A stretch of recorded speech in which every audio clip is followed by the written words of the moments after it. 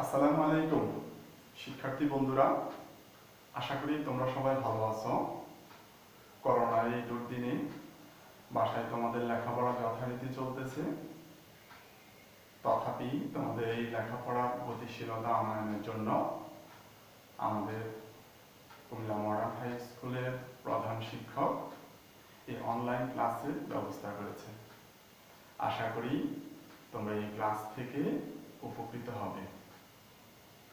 আমি মোহাম্মদ আরিফুল আলম আজকে নবম দশম শ্রেণীর ব্যবসা শিক্ষা শাখা শিক্ষার্থীদের জন্য ফিনান্স ও ব্যাংকিং এর উপরে একটি ক্লাস নিব। তো নবম দশম শ্রেণীর শিক্ষার্থী বন্ধুরা, তোমরা তোমাদের ফিনান্স ও ব্যাংকিং বইটি নিয়ে সামনে বসো। ফিনান্স ও ব্যাংকিং এর অর্থের সময় মূল্য এই অধ্যায়টি নবম ও দশম শ্রেণীর উভয় সিলেবাসে অন্তর্ভুক্ত আছে। তো এই ক্লাসটি নবম দশম শ্রেণীর শিক্ষার্থীদের কাজে লাগবে। তো চলো আজকে আমরা অর্থের সমমূল্য অধ্যায় নিয়ে আলোচনা শুরু করি। অধ্যায়ের শুরুতেই আমরা অর্থের সময় মূল্যের ধারণাটা জেনে নিই যে অর্থের সময় মূল্য বলতে কি বোঝাচ্ছে। আমি যদি সংজ্ঞাটি বলি যে সময়ের তারতম্যের ফলে অর্থের মূল্যের যে পার্থক্য পরিলক্ষিত হয় তাকে অর্থের সময় মূল্য বলে। অর্থাৎ বিভিন্ন সময়ে বিভিন্নভাবে অর্থের যে মূল্য পরিলক্ষিত হয়, বিভিন্ন মূল্য দেখা দেয়, তাকে অর্থের সময় মূল্য বলে। আমি ছোট্ট একটা উদাহরণের মাধ্যমে তোমাদেরকে ধারণাটা বোঝানোর চেষ্টা করতেছি। ধরো আজকে তুমি ব্যাংকে 100 টাকা বিনিয়োগ করবে। শর্ত হচ্ছে এই বিনিয়োগকৃত টাকার উপরে তোমাকে 10% হারে সুদ দেওয়া হবে। তাহলে 1 বছর পর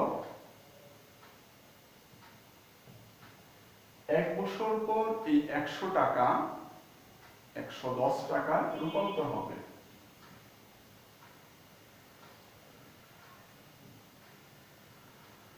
তাহলে লক্ষ্য করো যে আজকে যদি ব্যাংকে 100 টাকা বিনিয়োগ করি 10% সুদে, 1 বছর পর এই 100 টাকা আর 100 টাকা থাকতেছে না, সেটা বৃদ্ধি পেয়ে 110 টাকায় রূপান্তর হচ্ছে। তাহলে আমরা যদি সংজ্ঞার সাথে উদাহরণটা মিলিয়ে নিই যে সময়ের পরিবর্তনের ফলে অর্থের মূল্যের যে পার্থক্য দেখা দেয়, যেমন সময় আজকে 100 টাকা 1 বছর পরে 110 টাকায় রূপান্তর হচ্ছে, তাহলে এই সময় ভেদে অর্থের মূল্যটা ভিন্ন হচ্ছে, একেই অর্থের সময় মূল্য বলে।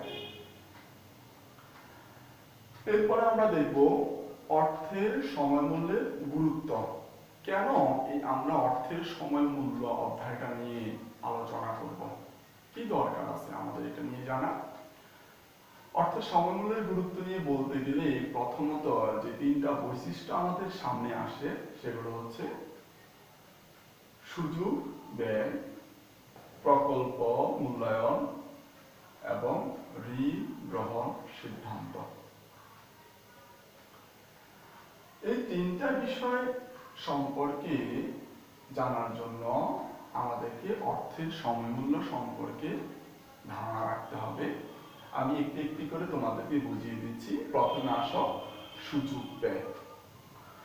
সুযোগ ব্যয় বলতে কি বোঝাচ্ছে, সুযোগ ব্যয় বিষয়টা আসলে কি? আমরা ব্যবসায়ীদের ক্ষেত্রে দেখি তারা তাদের মূলধন বিনিয়োগ করার ক্ষেত্রে বিভিন্ন প্রকল্প যাচাই বাছাই বিচার বিশ্লেষণ করে থাকে। একজন ব্যবসায়ীর নিকট অনেকগুলো প্রকল্প থাকে, এই প্রকল্পগুলো থেকে উনি সবচেয়ে লাভজনক প্রকল্পে বিনিয়োগ করে থাকে। তো এই ব্যবসায়ীদের এই একাধিক প্রকল্প থেকে একটি প্রকল্পে বিনিয়োগ করে অন্যান্য প্রকল্পে বিনিয়োগের সুযোগ ছেড়ে দেওয়াকে বিনিয়োগের সুযোগ ব্যয় বলে। আমি এই সুযোগ ব্যয়ের সংজ্ঞাটি আরেকবার বলতেছি যে একাধিক প্রকল্প থেকে একটি প্রকল্পে বিনিয়োগ করলে অন্যান্য প্রকল্পে বিনিয়োগের যে সুযোগ ছেড়ে দিতে হয় তাকে বিনিয়োগের সুযোগ ব্যয় বলে। আসো আমরা একটা উদাহরণের মাধ্যমে বিষয়টি বোঝার চেষ্টা করি। ধরো একজন ব্যবসায়ীর নিকট 1,00,000 টাকা আছে।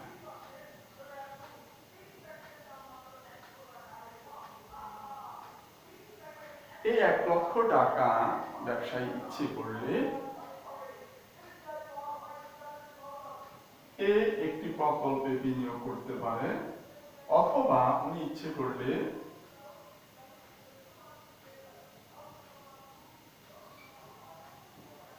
বি একটি প্রকল্পে বিনিয়োগ করতে পারে।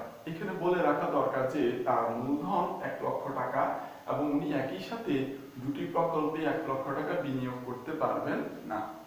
তাহলে এই প্রকল্পে ধারণা করা হলো যে মুনাফার পরিমাণ দাঁড়াবে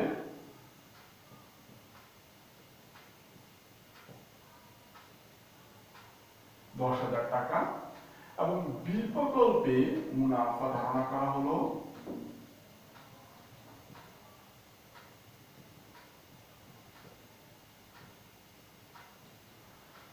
10,500 টাকা হবে। তাহলে আমরা স্বাভাবিকভাবেই বলতে পারি ওই ব্যবসায়ী তার এই মূলধন 1,00,000 টাকা বি প্রকল্পে বিনিয়োগ করবে, কেননা বি প্রকল্পে মুনাফার পরিমাণ বেশি। ব্যবসায়ের প্রধান উদ্দেশ্য হচ্ছে মুনাফা অর্জন, যেখানেই অধিক মুনাফা অর্জিত হবে ব্যবসায়ীরা তাদের মূলধন বা পুঁজি সেখানেই বিনিয়োগ করবে। সেই দৃষ্টিকোণ থেকে আমরা বলতে পারি ব্যবসায়ী 1,00,000 টাকা বি প্রকল্পে বিনিয়োগ করবে, এই প্রকল্পে বিনিয়োগ থেকে বিরত থাকবে। তাহলে দেখো এই দুটা প্রকল্প থেকে একটি প্রকল্পে বিনিয়োগ করার কারণে আরেকটি প্রকল্পে বিনিয়োগের সুযোগ ব্যবসায়ীকে ছেড়ে দিতে হচ্ছে। মূলত একেই সুযোগ ব্যয় বলা হয়। আমরা যদি এই সংজ্ঞার সাথে উদাহরণটা আরেকবার মিলে নিই, লক্ষ্য করো যে একাধিক প্রকল্প থেকে, অর্থাৎ এ এবং বি এই দুইটা প্রকল্প থেকে, এখানে আরো প্রকল্প থাকতে পারে, এখানে দুইয়ের অধিক, দুইটা তিনটাও প্রকল্প থাকতে পারে।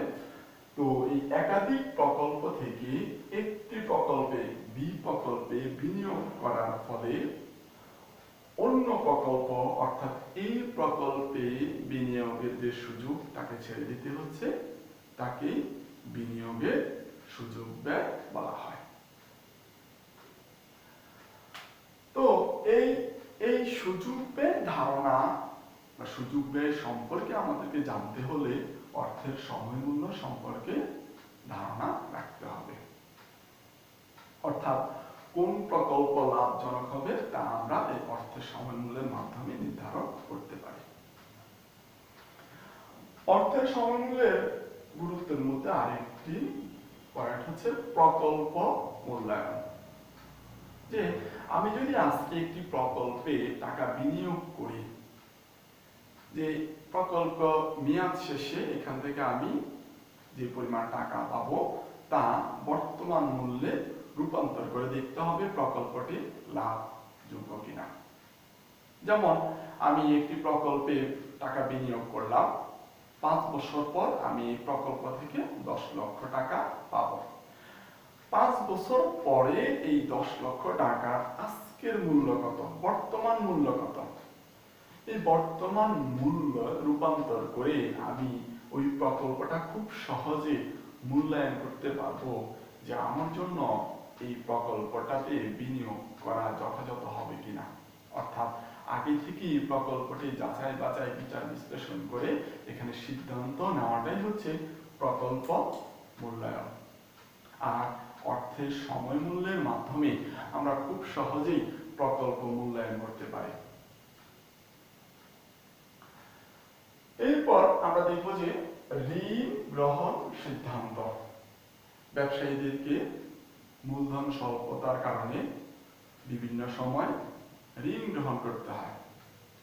তো বিভিন্ন উৎস থেকে কোম্পানি ঋণ গ্রহণ করতে পারে, যেমন ব্যাংক থেকে ঋণ গ্রহণ করতে পারে, গ্রাম্য মহাজন থেকে ঋণ গ্রহণ করতে পারে, এছাড়া আরো বিভিন্ন জায়গা থেকে ব্যবসায়ের পুঁজি বা মূলধন ঋণ হিসেবে সংগ্রহ করতে পারে। এখন ঋণ গ্রহণ করার সুযোগ থাকলেই যে ঋণ গ্রহণ করতে হবে এমন না, সেখানে দেখতে হবে যে এই ঋণ গ্রহণটা প্রতিষ্ঠানের জন্য কল্যাণকর হবে কিনা। সেখানে সুদের একটা ব্যাপার স্যাপার থাকে, ঋণ পরিশোধের একটা সময় থাকে। তো সকল দিক বিচার বিশ্লেষণ করে উক্ত কোম্পানিকে সিদ্ধান্ত নিতে হবে কোন উৎস থেকে ঋণ গ্রহণ করলে তা প্রতিষ্ঠানের জন্য কল্যাণকর হবে। এই ঋণ গ্রহণ সিদ্ধান্ত সঠিকভাবে নেওয়ার জন্য আমাদেরকে অর্থের সময় মূল্য সম্পর্কে ধারণা রাখতে হবে। কেননা সঠিক সময়ে যদি ঋণ পরিশোধ করতে কোম্পানি ব্যর্থ হয় তাহলে কোম্পানি দেউলিয়া হয়ে যেতে পারে। কাজেই প্রতিষ্ঠানের আর্থিক দিক বিচার বিশ্লেষণ করে কোম্পানিকে সিদ্ধান্ত নিতে হবে কোন উৎস থেকে ঋণ গ্রহণ করা প্রতিষ্ঠানের জন্য যথাযথ হবে। তো আমরা অর্থের সময় মূল্যের ধারণা জানলাম, অর্থের সময় মূল্যের গুরুত্ব বুঝলাম। এখানে আমরা সংজ্ঞা থেকে একটা জিনিস জেনেছি যে সময়ের তারতম্যের ফলে অর্থাৎ বিভিন্ন সময়ে অর্থের মূল্যের যে ভিন্নতা পরিলক্ষিত হয় তাই অর্থের সময় মূল্য। তাহলে এখানে তোমাদের মাঝে একটা প্রশ্ন জাগতে পারে যে অর্থের সময় মূল্য কেন বিভিন্ন সময়ে বিভিন্ন রকম হয়, অর্থাৎ অর্থের সময় মূল্যের মূল কারণ কি, কি কারণে অর্থের সময় মূল্য বিভিন্ন সময়ে বিভিন্ন রকম হয়ে থাকে। আমি তোমাদেরকে এই প্রশ্নের উত্তর বোঝানোর জন্য এই উদাহরণটার মধ্যে আবার আনতেছি যে এই 100 টাকা ব্যাংকে বিনিয়োগ করলে 10% সুদে 1 বছর পর 110 টাকায় রূপান্তর হবে। আমরা যদি এই 100 টাকা এবং এই 110 টাকার মধ্যে পার্থক্য দেখি তাহলে এখানে পার্থক্য হচ্ছে 10 টাকা, যেটা এই সুদের টাকাটা এই বোঝাচ্ছে। অর্থাৎ এই 100 টাকার সাথে সুদের টাকা যুক্ত হয়ে 1 বছর পর তা 110 টাকা রূপান্তর হবে। তাহলে আমি যদি এখন এই প্রশ্নটা করি আবারও অর্থের সময় মূল্যের মূল কারণ কি, স্বাভাবিকভাবে উত্তর চলে আসতেছে সুদের হার।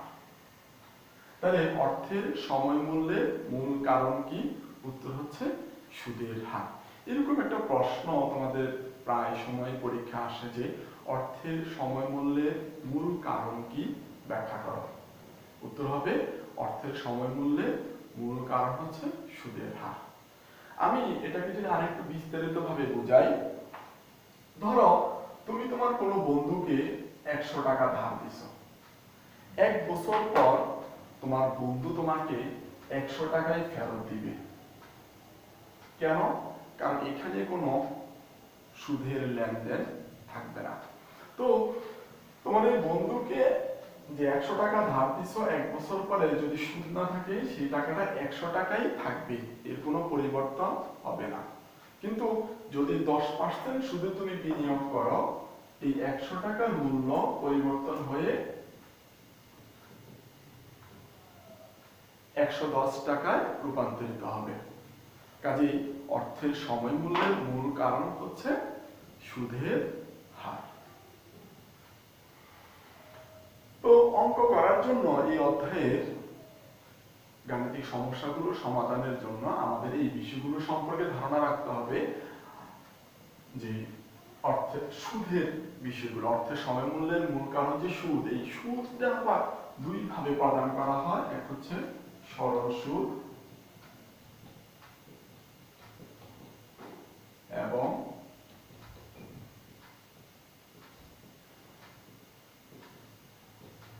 চক্রবৃদ্ধি সুদ।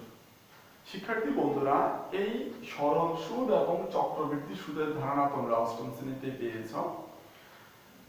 আমি একটু ধারণা দিয়ে যাচ্ছি যে সরল সুদ শুধু আসল টাকার উপরে যে সুদ প্রদান করা হয় তাকে সরল সুদ বলে। আর চক্রবৃদ্ধি সুদ হচ্ছে সুদ আসলের উপরে যে সুদ প্রদান করা হয় তাকে চক্রবৃদ্ধি সুদ বলে। এই অধ্যায়ের গাণিতিক সমস্যাগুলো চক্রবৃদ্ধি সুদ নিয়ে, এখানে সরল সুদের তেমন কোনো অঙ্ক নেই। তো কাজে চক্রবৃদ্ধি সুদটা তোমাদেরকে ভালোভাবে বুঝতে হবে। আমি সংখ্যাটা আবার একবার বলতেছি, সুদ আসলের উপরে যে সুদ প্রদান করা হয় তাকে চক্রবৃদ্ধি সুদ বলে। চক্রবৃদ্ধি সুদের ধারণা নিয়ে আমরা এখন দুটো জিনিস আলোচনা করব। এটা হচ্ছে বাট্টাকরণ এবং চক্রবৃদ্ধিকরণ। গাণিতিক সমস্যা সমাধানের জন্য এই দুইটা বিষয় তোমাদেরকে খুব ভালোভাবে বুঝতে হবে। বাট্টাকরণ বলতে কি বোঝাচ্ছে? সহজ কথা আমরা বলতে পারি ভবিষ্যৎ মূল্যকে বর্তমান মূল্যে রূপান্তর করার পদ্ধতিকে বাট্টাকরণ বলে। ভবিষ্যৎ মূল্যকে বর্তমান মূল্যে রূপান্তর করার পদ্ধতিকে বাট্টাকরণ বলে। আমি এই উদাহরণটা দিয়ে এখানে তোমাদেরকে বাট্টাকরণ বোঝানোর চেষ্টা করব। ধরো 1 বছর পর তুমি যে 110 টাকা পাবে, এই 110 টাকা পাওয়ার জন্য 10% সুদে তোমাকে কত টাকা বিনিয়োগ করতে হবে? 110 টাকা 1 বছর পরে 10% সুদে পাওয়ার জন্য আজকে এখানে কত টাকা জমা রাখতে হবে?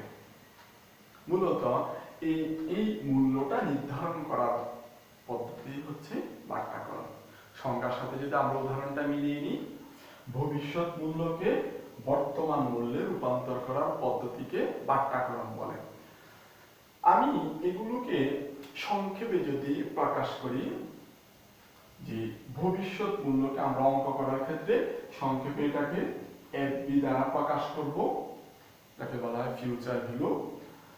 আজকে যে টাকাটা পাবো সেটাকে বলা হয় পিভি সংক্ষেপে, যার পূর্ণরূপ হচ্ছে প্রেজেন্ট ভ্যালু, বর্তমান মূল্য। 10% কে বলা হয় সুদের হার, এটাকে আই দ্বারা প্রকাশ করা হয়, এবং সময় এটাকে এন দ্বারা প্রকাশ করা হয়। তাহলে এই পিভি এফবি এগুলোর মাধ্যমে আমরা যদি একটা সূত্র দাঁড়া করাই, এখানে যে বাট্টাকরণের ক্ষেত্রে কোন সূত্রটি ব্যবহৃত হচ্ছে, অর্থাৎ পিভি নির্ণয়ের সূত্রটি, বর্তমান মূল্য নির্ণয়ের সূত্রটি সূত্র দাঁড়াচ্ছে এইভাবে, PV equal to FB by 1 plus i whole to the power n. এটাকে আমরা বলবো বাট্টাকরণের সূত্র, অর্থাৎ বর্তমান মূল্য নির্ণয়ের সূত্র। এখানে একটি নৈর্ব্যক্তিক প্রশ্ন তোমরা পরীক্ষায় পেতে পারো, যে বাট্টাকরণ প্রক্রিয়ায় অর্থের কোন মূল্যকে ভাগ করা হয়?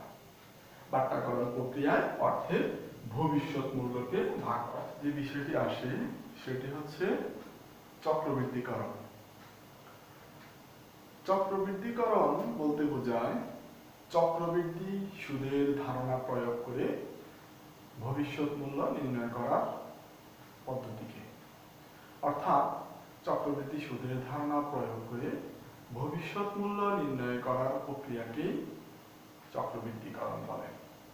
আমরা যদি এই উদাহরণটির মাধ্যমে দেখি, আজকে তুমি 100 টাকা বিনিয়োগ করলে 1 বছর পর 10% সুদে কত টাকা পাওয়া যাবে তা নির্ণয় করার প্রক্রিয়াটি হচ্ছে চক্রবৃদ্ধিকরণ। এই ক্ষেত্রে যে সূত্রটি ব্যবহার করা হয় সেটা হচ্ছে এফপি সমান সমান PV into 1 plus i whole to the power n. অর্থাৎ এই প্রক্রিয়ার মাধ্যমে বিনিয়োগকৃত টাকা কত টাকায় রূপান্তর হবে তা জানা যায়। তাহলে আমরা দেখলাম যে ভবিষ্যৎ মূল্য নির্ণয় করার পদ্ধতি হচ্ছে চক্রবৃদ্ধিকরণ এবং বর্তমান মূল্য নির্ণয় করার পদ্ধতি হচ্ছে বাট্টাকরণ, এবং এই ক্ষেত্রে ব্যবহৃত সূত্রগুলো দেখলাম। এই সূত্রগুলো আমাদের গাণিতিক সমস্যা সমাধানের ক্ষেত্রে কাজে লাগবে, অর্থাৎ বর্তমান মূল্য নির্ণয়ের ক্ষেত্রে আমরা এই সূত্রটা ব্যবহার করব এবং ভবিষ্যৎ মূল্য নির্ণয়ের ক্ষেত্রে আমরা এই সূত্রটি ব্যবহার করব। তো শিক্ষার্থী বন্ধুরা, এই অধ্যায়ের গাণিতিক সমস্যা সমাধানের জন্য যে জিনিসগুলো সম্পর্কে আমাদের ধারণা রাখতে হবে আমরা আজকে সেগুলো দেখলাম, যেমন অর্থের সময় মূল্যের ধারণা, অর্থের সময় মূল্যের গুরুত্ব, অর্থের সময় মূল্যের মূল কারণ, সরল সুদ, চক্রবৃদ্ধি সুদ, বাট্টাকরণ, চক্রবৃদ্ধিকরণ, এবং পাশাপাশি এই দুইটা সূত্র আমরা দেখলাম। আজকে তোমরা এই বিষয়গুলো সম্পর্কে অবগত হলে আগামী কোনো ক্লাসে আমি অর্থের সময় মূল্যের আরো কিছু সূত্র তোমাদেরকে বুঝিয়ে গাণিতিক সমস্যার সমাধান করাবো। তো সে পর্যন্ত ভালো থাকো, সুস্থ থাকো, বাসায় তোমাদের লেখাপড়া যথারীতি চালিয়ে যাও। করোনার এই মহামারী থেকে আল্লাহ তাআলা সবাইকে হেফাজত করুক এই প্রত্যাশা। আসসালামু আলাইকুম।